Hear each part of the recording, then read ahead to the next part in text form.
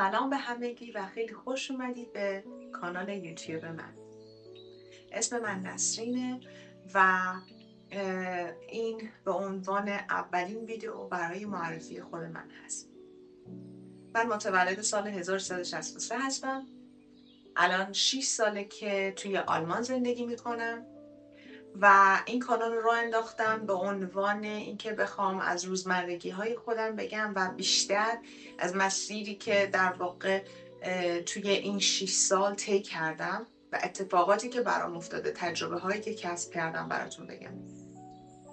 اینکه چقدر تغییر کرد حتی هدف من، مسیر من و اتفاقاتی که شاید برای خیلیا بتونه یه تجربه باشه.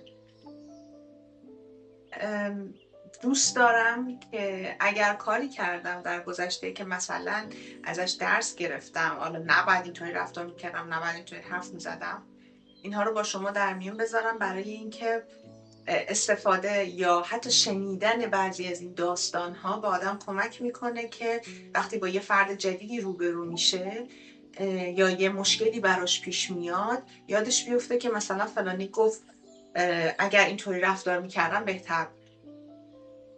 خیلی کمک میکنه. برای خود منم خوب هست، برای اینکه یادآوری میکنم اتفاقاتی که برام افتاده که یادم نره که اون موقع چه اتفاقی افتاده بود و الان اگه دوباره اون اتفاقی افته چطوری باید رفتار بکنم. و همینطور زندگی روزمره من، اینکه در چه مسیری قرار گرفتم الان و چطوری دارم تلاش میکنم که مسیرم رو و هدفم رو در واقع بهش برسم. من تقریبا 1 سالی که ازدواج کردم.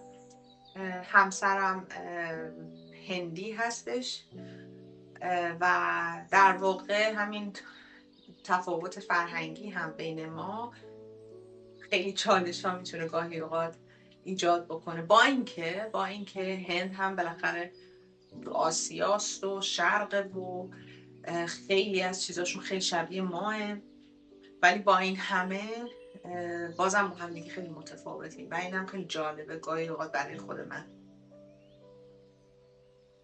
همین دیگه، فکر میکنم به عنوان اولین ویدیو این مقدار از معرفی کافی باشه و امیدوارم که همدیگر رو در ویدیوهای بعدی ببینیم.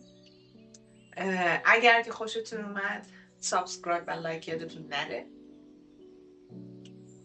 و امیدوارم که به من که خیلی خوش خواهد گذشت 100%، امیدوارم که شما هم لذت ببرید. تا ویدیو بعدی، خداحافظ.